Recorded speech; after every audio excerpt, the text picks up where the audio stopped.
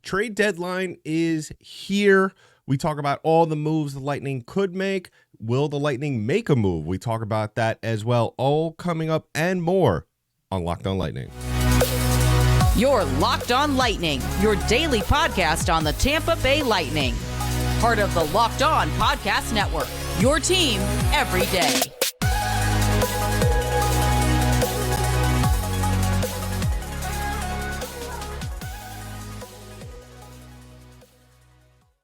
And welcome to another episode of Locked On Lightning, part of the Locked On Podcast Network, your team every day. I'm your host, Adam Danker. Thank you for joining us on this episode of Locked On Lightning. Just a reminder, today's episode is brought to you by FanDuel. Make every moment more. Right now, new customers get $150 in bonus bets with any winning $5 bet. That's $150 if your bet wins. Visit FanDuel.com/LockedOn to get started. On today's episode, of course, it is Trade Deadline Day. The Lightning are about 16 hours away from the trade deadline ending. Will they make any moves? Who will they go for? We talk about all the targets left on the board, as well as this weekend's game coming up against the Philadelphia Flyers. But before we dive into all that, I just want to remind you to go ahead and subscribe to the podcast. Give us a follow wherever podcasts are distributed in audio form. We're also available on YouTube, so go ahead, subscribe to our channel, hit that thumbs up button, and drop your best trade proposal in the comments section. Who is high on your list? How is it going to work? Who are we giving up? Etc., etc. So we're starting things up with one last move to make, and that's really all the Lightning really, I think, need to do. Now, obviously, if they make other moves, little housekeeping things, trading away some salary here, maybe getting some late round draft picks there. Quite honestly, I don't see any scenario in which the Lightning are going to get a first, possibly a second round pick. As who they get it from could very well determine the value of that pick as well, and who they give up, of course. But I think that as much as, and if you didn't listen to last night's episode, go ahead and tune into that. I did say some interesting things, I think, at the end of that episode, because I did talk about very briefly about Tyler Toffoli, who I think we could all agree is the unanimous number one target left on the trade deadline. And at the same time, I don't think that that's, now that you have Anthony Duclair, which I will reiterate again, I really like this trade. I really like it. Not only the fact that you get a guy who's a top six forward, a guy who has been in the league for 10 years now, who's literally been around the block. The guy is, I wouldn't say a Swiss Army knife, because I think that his game tends to lean a little bit more into the scoring aspect of things. But what he brings to the table is obviously he's not very costly in terms of AAV. He's a UFA after this year. He's a guy that I think that you could definitely bring back and work into the mix and will be a big part of this team if he is used correctly. And he's a guy that is going to add a whole ton of depth wherever you put him, whether it be on that second line or even the third. I said the third, I think, is a good place for him as of now, because I think your second line is what it is. Especially, I don't think that they're going to move Stamkos down, but you never know with this team. I don't see Cooper being able to do it. I think that there are certain things Cooper will pull the trigger on, putting your captain and your leader of the team on the third line. I don't think that's going to go over well with him, especially with maybe some other players on this team that are Team Stamkos, as pretty much everybody on this team is. But I just don't see him doing that in favor of Duclair. I just think that that's just not in the reality right now. But as for what the Lightning could potentially do today, I think that really the main focus, if you're kind of keeping tabs on things, and if you are, that's great. I will be too, and I'll be on Twitter all day tweeting things out and my reactions to this and that and what that means for the Lightning. I think that the Lightning are going to go hard for a defenseman. As to who that might be, it's really subjective. I said it last night on last night's episode that I really think that what the Lightning do today is really dependent on what the market is in general. If teams are making a lot of moves, I think that the asking price for certain guys aren't going to be as high as you would think.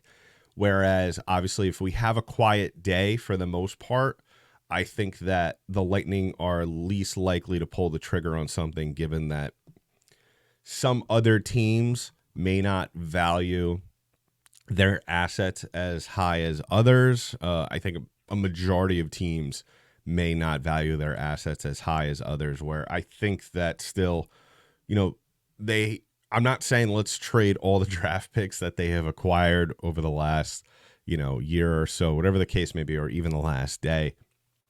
I think that, and even then, I mean, you're not really going to get much in return for that.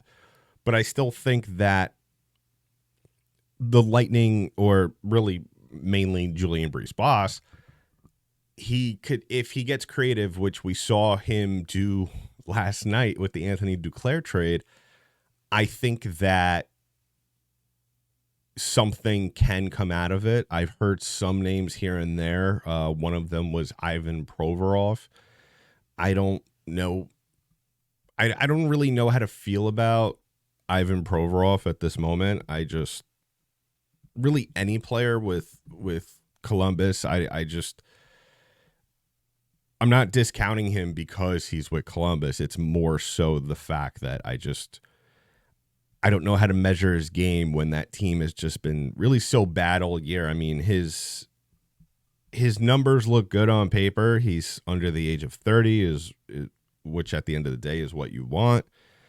But I don't know if that's really going to be something that's going to be in the cards for Tampa Bay today, especially with, like I said, certain teams value their assets higher than others and lower than others. And I think that the Lightning can, if they get creative, if they choose to be creative, can go and get a defenseman for especially a little cheaper than Ivan Provorov, especially because the Lightning only have about $2.9 million left to play with in cap space. I don't know how much active in terms of shuffling things around with the salary that they will be. The names that jump out to me though, with in terms of the Lightning giving up today, it's, I wouldn't rule out anybody at the minor league system. A lot of people are high on Isaac Howard. Everything that I've seen out of this kid, and I'm sure that, the Lightning, a lot of people like him, but at the same time, I don't know. I've watched his game in college. I'm not a big fan. I mean, I like certain aspects of his game. I just think that I wouldn't view him as untouchable. I think that, especially if your plans in the immediate future are to continue to win championships, I think that you shouldn't have really any, unless this guy is the next Connor McDavid or the next Nathan McKinnon or the next Nikita Kucherov, which I don't see that. And I don't think the Lightning have a guy like that. I think that your mind should be open to trading any of these young players, as we saw last night with Jack Thompson, who was a draft pick from a couple of years ago. And I think that needs to be the mindset for today if Julien Brisebois wants to make a move of merit. And at the same time, you also have, if you're making a move for a player, especially a defenseman, you're not going for a rental. You're not going for a guy just for the sake of taking on salary. You're going for someone that you could bring in, get some time with your team, and that you fully have a plan to bring that person back next year. I think that really trading assets to get a guy that you're only going to have for the next 2 months, 3 months, if the Lightning hang on to the wild card spot, which is not a given. I mean, you look at them in the standings, the Islanders are catching up. The Islanders are playing a little better now, as well as the Lightning are just continuing to drop games that they very well should not. I think that things, you shouldn't rule out anything with this Lightning team, especially with the way they've been playing. And you need to treat unfortunately, I hate to say this, but you kind of need to treat today's deadline and the moves, if you're Julien Brisebois, or if you want to put your GM hat on, need to treat this as if the season is lost and that we're preparing for next season. So I know that's not a good thing to say. I'm sure some people are not happy with that, but that's the reality of the situation. And I think that if you lower your expectations, I think that at the end of the day, the moves, like I did, I was pleasantly surprised by the Anthony Duclair trade. But I think at the end of the day, I think really what it comes down to is the Lightning need to restock for next year. They're not preparing for a Stanley Cup run anytime soon. So let me know in the comments below what your proposals may be. Coming up in just a bit, we're going to talk about the remaining targets, who might be coming to Tampa Bay and who just looks good on paper and is a cool name to just kick around.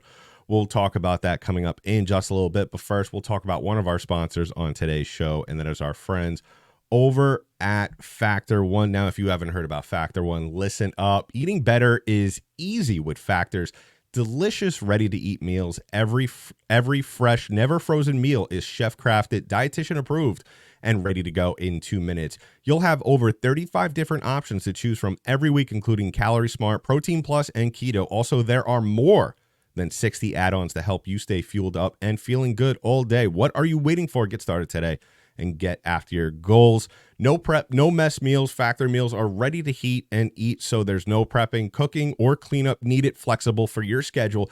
Get as much or as little as you need by choosing your meals every week. Plus, you could pause or reschedule your deliveries anytime. So head to factormeals.com/LockedOnNHL50 and use the code LockedOnNHL50 to get 50% off. That's code LockedOnNHL50 at factormeals.com/LockedOnNHL50 to get 50% off.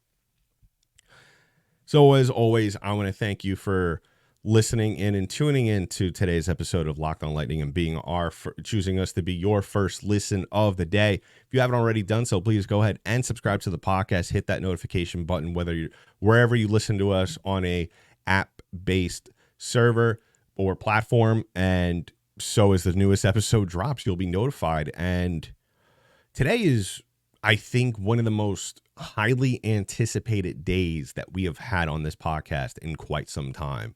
Definitely one of the most highly anticipated trade deadlines. I think we could easily say that. Highly anticipated days, maybe the Stanley Cup Finals were probably a tier better. I think we could probably say that for certainty. But I think that given the trajectory, and what I mean by that is what the Lightning started their moves off with this trade period, with taking on salary and getting that pick from Edmonton, and then going to Anthony Duclair, which was such a, I think, especially if they bring him back, that's going to be such a diamond in the rough trade. I'm not saying it's going to be on the level of a Brandon Hagel trade, which I still think is an unbelievable steal for the Lightning. But I do think that Anthony Duclair in the long run is going to make this team significantly better than what it is this year. I'm not saying he is the difference maker between a Stanley Cup or not.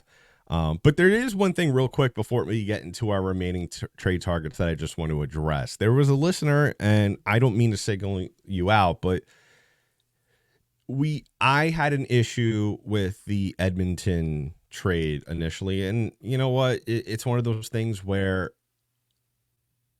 I had an issue with it because of it didn't seem like there's really like a plan. I feel like the Lightning were in lingo, and now, especially with this Duclair trade, I kind of get a sense as to where we're going with this in terms of, they're going to stack up, they're going to get trades, they're going to get picks. That's really what they're going to get, and add little pieces here and there, guys like a Duclair, depth guys.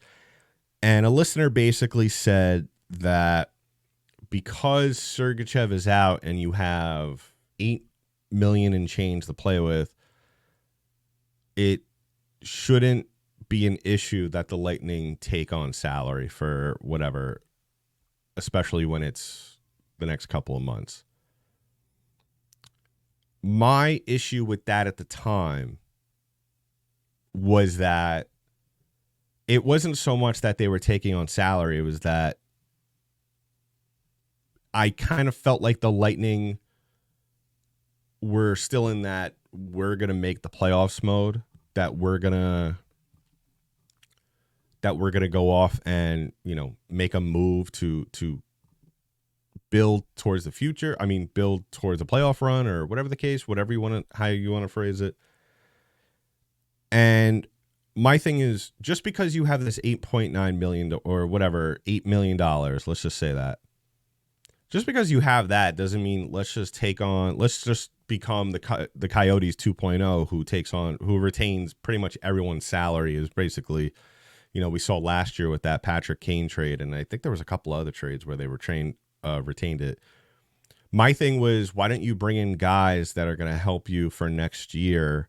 Because this roster isn't going to stay the same. I imagine there's going to be somewhat of a big overhaul of the roster. Sheary's out. Stamkos might very well be out as well. Bring in other guys that could get acclimated to Tampa, acclimated to the team, and be able to help them and finish the season on a good note, whether it be going to the playoffs or not. So that's where I just wanted to touch upon that real quick. I don't mind taking on salary as long as it's done responsibly and it makes sense. So now we're switching gears. Now we're talking about the remaining targets for the trade deadline. And there's two names that have really stuck out to me or really caught my eye over the last 2 days, especially since the Hannafin trade happened and he is no longer obviously in the equation. The two names, and like I said, I am very pro getting a defenseman right now, a guy that is going to be here, that is going to re-sign and be here for the long term. And there are two names that come to mind. The first of which has been more so talked about, or I've heard from people this morning that this is someone that the Lightning are heavily looking at right now, and that is Erik Brannstrom from the Ottawa Senators. He's a left defenseman, 24 years old, 55 games played this year, 3 goals, 13 points. He is a RFA after this year, $2 million right now in AAV. The Lightning have $2.9 million right now left in the cap, so that does help. Now, my only issue with that really is, what do the Lightning have to offer that could potentially sway the Senators? And I don't think the Senators would so much be opposed to trading Brannstrom within the division. I don't know how, especially, but if he's going to stay in the division for the long term, I don't know if Ottawa wants that on their conscience. Why would we? And I think that goes into any thinking whenever two in-division teams make trades with each other. I think that, and you kind of saw it, the best example right now is Tarasenko going from Ottawa to Florida. I think he's a UFA after this year. I'm pretty sure he is. I think that a lot of teams, regardless of how they feel, I feel like also Ottawa strongly thinks that Florida's not going to re-sign Tarasenko. I think that's part of it. And, you don't want to trade a guy within your division and then have to play against him for the next 10 years. I think that's really what the thinking is, especially if this guy is a good player, which obviously if Brannstrom was not a good player, he would not be a top trade target right now. And I think that's probably the thinking. I think, unfortunately, the Lightning, if they really want Brannstrom, which I very, very much oppose this way of going about it, because we saw how it turned out last year, which Ottawa's going to try and squeeze as much juice out of this trade as possible from Tampa. I think they're going to go into it and say, well, you know what? If we're going to trade you to this guy and most likely you want to re-sign him for the long run, then we want draft pick A, B, and C. And I don't think Brannstrom is worth that. If you want to give him if you want to trade a minor leaguer and a 7th round pick, that's fine by me. I'm not a GM. I could only speculate as to what could possibly be his value. The other name, though, that has jumped out to me that I really like, and I've kind of been ping-ponging this name all morning, is Alexandre Carrier, the defenseman from Nashville. He's 27 years old. He has 4 goals, 17 points this year. And he's a UFA going into this upcoming period, and he's $2.5 million AAV. I think that's the more likely scenario. I don't know. I'm sure there's some Lightning fans that are kind of cautious about making another deal at Nashville, given what transpired last year. I think that, though, that is the better of what else is left out there. I don't see, I don't see Nick Seeler. I don't see Tyler Toffoli really being on, as much as I would love to get Tyler Toffoli, I think really right now the objective is to get a defenseman for the future. I don't see Tyson Barrie. He's 32 years old. He's not the guy who could put up points like that anymore. We need a guy who could come in, play both sides of the ice, especially with what we saw last night with Victor Hedman.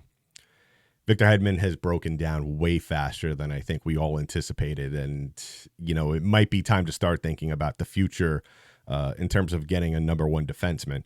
The other names out there that I've seen are Matt Dumba. I don't like that because just given that Arizona wants a 1st round pick for Matt Dumba, where he just came back from being injured and he's on the verge of turning 30.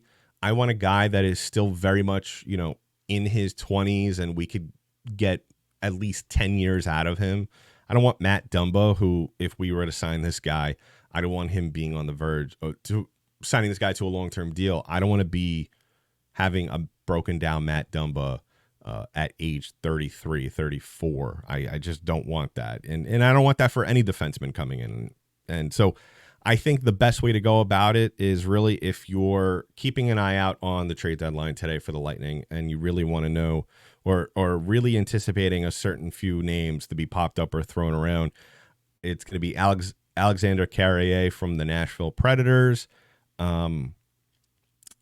Brannstrom from the Ottawa Senators. If you even want to, throw the other name out there, and Jacob Chychrun, that's fine. The Lightning are going to have to move a significant amount of money for it to work financially, or Ottawa's going to have to retain some money as well. And that might include the Lightning having to give up a little bit more than they would have originally planned on.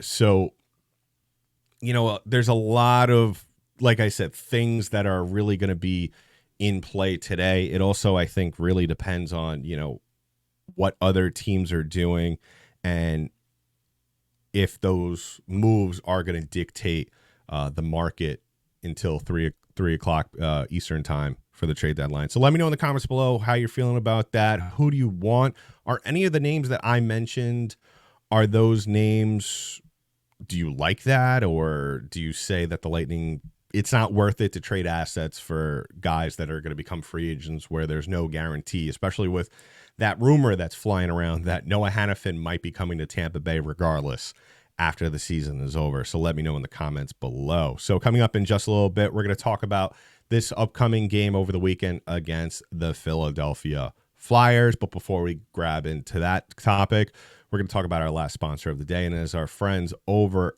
at Indeed. Now, no matter how the last game went, anytime you take the field, you got a shot at greatness. Give your team the best shot at winning by recruiting more MVPs with Indeed. Now, Indeed is the only job site where you're guaranteed to find quality applications that meet your must-have requirements, or else you don't pay. Indeed partners with you on every step of the hiring process, Find great talent through time-saving tools like Indeed Instant Match, assessments, and virtual interviews. My friend just started his own business, and guess what? It was booming, and he needed people right away. He went to Indeed, and he found 3 awesome candidates that he hired within the span of a week. So, and now his business is even growing bigger, so he's going to have to go back to Indeed. And you could start hiring right now, too, with a $75 sponsored job credit to upgrade your job post at Indeed.com/lockedon. Offer valid through March 31st. Go to Indeed.com/lockedon to claim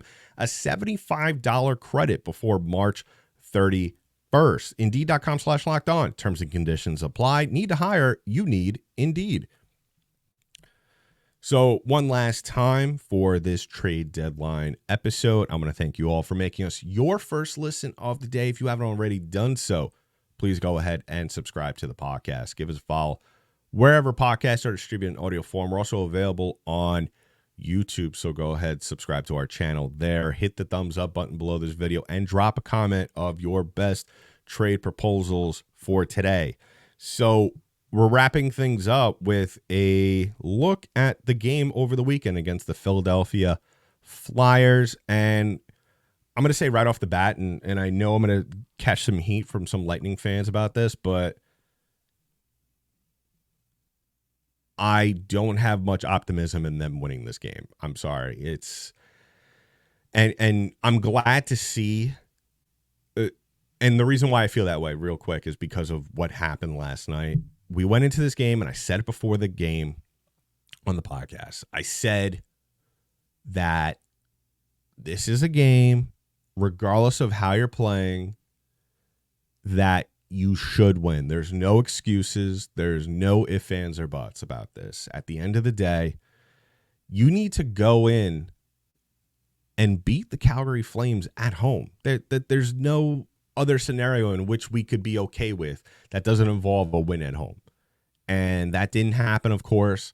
The Lightning not only went out there and lost that game against a team that is really just trading away anything they can, has really packed it in terms of, well, I would say pack it in, but they've made it known that they are going in a different direction. And obviously by trading some of their best players. And it's gotten to the point to where, and I find this very positive. It's gotten to the point where now even John Cooper is visibly frustrated. If you look at his press conference from last night, and I don't watch the press conferences, but I purposely turned on NHL on the fly this morning to watch that because I knew the highlight was going to be up, and I wanted to see the soundbite, and it did not disappoint. He basically trashed his team, as he should have. This team played terrible last night. They really, after the first period, kind of just said, here you go. And he plainly said that as well. It may be a little out of context, but you look at what he said and listen to what he said last night. He basically said they gave this game, in terms of the game plan, on a platter to these guys. They didn't go out there and perform, and they played sloppy. And he was absolutely right.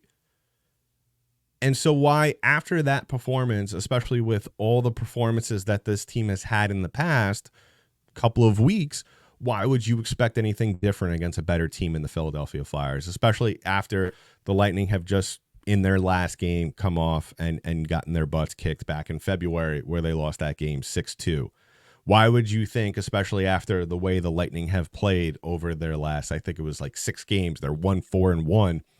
Why would you expect that the Lightning are going to come out with any sort of life tomorrow afternoon? I don't care. Duclair is going to be there, and that's great. Maybe another new Lightning player will be in the mix as well. That'll be awesome. But I don't expect this team to get better. I said it to a fan, in our comments section on the last video.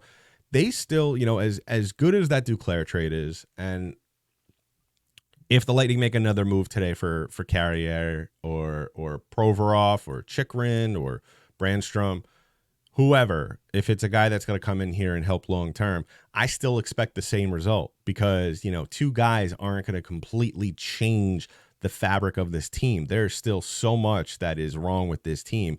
And on top of that, Vasilevsky just looked disinterested last night. There were some goals he gave up that I understand there was a lot of traffic in front. Calgary was just kind of really doing whatever they wanted to a certain extent in front of the net. I mean, the Lightning have really not done a good job of fighting through traffic this year.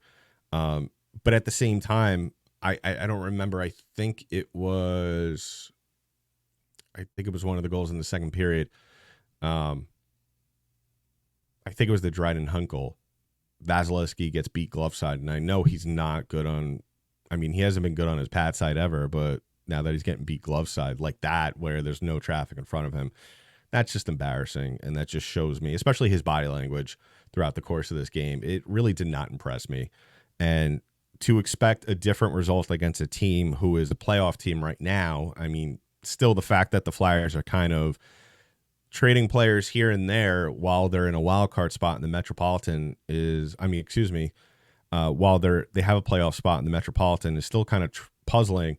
This is a team that's going to come up to the Lightning right away from the initial puck drop and punch them in the mouth. And I don't quite frankly think that the Lightning could bounce back from that.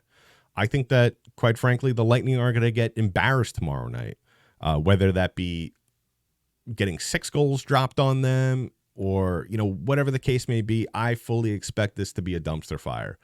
And I think that's a good thing for this team because I don't want there to be any misconceptions. As much as you want your team to play well to end the season, regardless of where you think they're going to end up, whether it be being off for the entire summer and not playing again till October or making the playoffs, I want it to be known that this team is not good.